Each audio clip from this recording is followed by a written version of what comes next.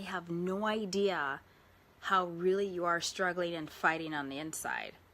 And then you guys start to kind of drift apart. You notice you're just not talking together. You notice you're you're both on the phone. You're just kind of like,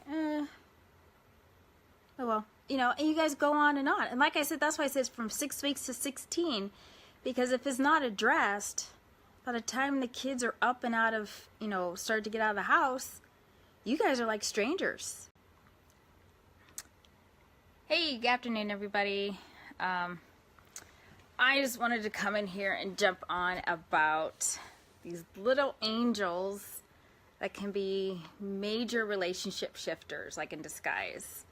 So if some of you don't know, I've totally switched gears back to my purpose and love, which is helping relationships, especially with the women, the bride side, and really living the love type of marriage that you want, and moving into marital bliss. So, okay, so you guys, you get married, you start a relationship, and whether it's a blended relationship or you're just starting out and you start to have kids, I've noticed this major shift in your guys in relationships altogether when kids show up. Our little, angels, you want them, we pray for them, they happen, oops, whatever, but they come. And what seems to happen from week 6 to about 16 years old is this major shift in the relationship between you and your spouse.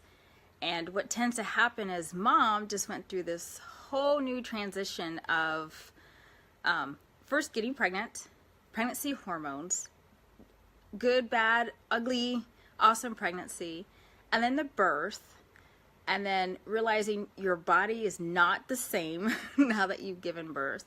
And now you have a whole new human being that's either feeding off of your body 24/7, or you're getting up every 2 to 3 hours, getting in a bottle, and you're exhausted. And then what happens is you're exhausted. It's totally obvious to you what's going on. And your husband, who's like, nothing changed for him. He's just like, oh, cool, there's this new little person. They're kind of squirmy and weird. I don't want to touch it because it looks like I'll break it, right? So they're kind of a little standoffish. Some guys are more hands-on. But you've went through this major change and shift, and nothing has really happened with your groom. So as you shift and change, he still stays the same. You're exhausted. He's still expecting everything to be pretty much the same.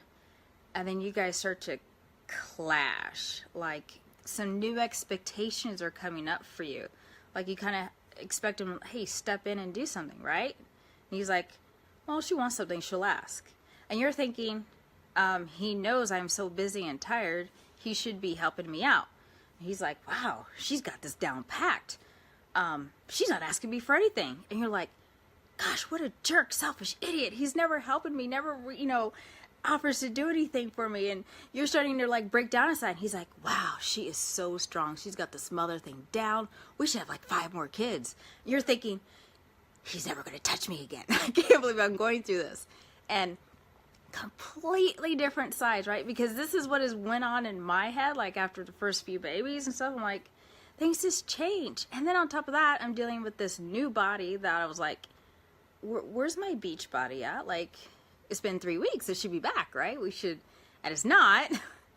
And then, so we have all these shifts and changes. So yes, we want and love our children, but they do tend to shift the relationship.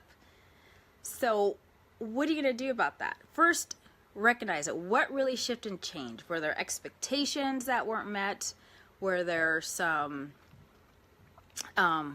maybe some miscommunications about what you expected him to help out with? Or do you feel like, especially a lot of new moms, it feels like it's too much, and if you talk about it, you're kind of maybe we're thinking, well, maybe he'll think that I'm not a good mom, or I'm too weak, or you think a lot about these things in your head that they could be thinking. Don't do that. And so you don't express yourself. You don't communicate with your spouse, and they have no idea how really you are struggling and fighting on the inside. And then you guys start to kind of drift apart. You notice you're just not talking together. You notice you're you're both on the phone. You're just kind of like, oh well, you know, and you guys go on. And like I said, that's why I said it's from 6 weeks to 16, because if it's not addressed, by the time the kids are up and out of, you know, start to get out of the house, you guys are like strangers. It's been like 16, 18 years since you really deeply connected. Miscommunications is going through the motions, just kind of like, oh, we'll just get through it. You know, you're getting along, things aren't that bad, but there's definitely emotional disconnect. There's just, you know, you talk when you're near each other. You might, you know, hit the sheets every once in a while, but once the kids are gone, you're like, who are you? And so they can really shift the relationship. So in order to avoid this is to, one, recognize it. Recognize if there's been a shift. Recognize if, since baby came, you guys just really aren't the same. What's going on? What's happened? Did you stop talking as much? Do you feel like he hasn't offered to help when you feel like he should? So I want to empower you guys this weekend, especially you ladies and guys. I want to empower you this weekend to recognize those things and then talk about it with each other. And start with, I feel like. Because it's just from your perception alone. It's not reality. And so when you say, I feel like, they can understand that this is from her side of the view. And he can be like, I agree or don't agree, or I'm sorry you felt that way. And because men are all nice and awesome like that, guys, right? So think about these little angels, how they will shift your relationship. It's just shifting along right with them so that you guys stay really, really tight and awesome together no matter what. So whether you have 1 and you're done, or you have 9 and you feel just fine, whatever. It can work out whether, you know, you continue to have kids or not. And we'll get into the body changes and what's going on up here on a later chat. But for now, just start to shift back to where you want to be with your spouse and have a wonderful weekend. Hire or swap with another mom, get away and go do something together. Okay? Even if it's in the house. Hire a babysitter to keep them downstairs in the basement and you guys stay upstairs and have a date in house. Why not? All right, guys. Have a wonderful weekend. Tanya, I will see you in New York. We start planning for that. And, yeah, go out there and make some whoopee or something. Have fun with each other. All right, bye, guys.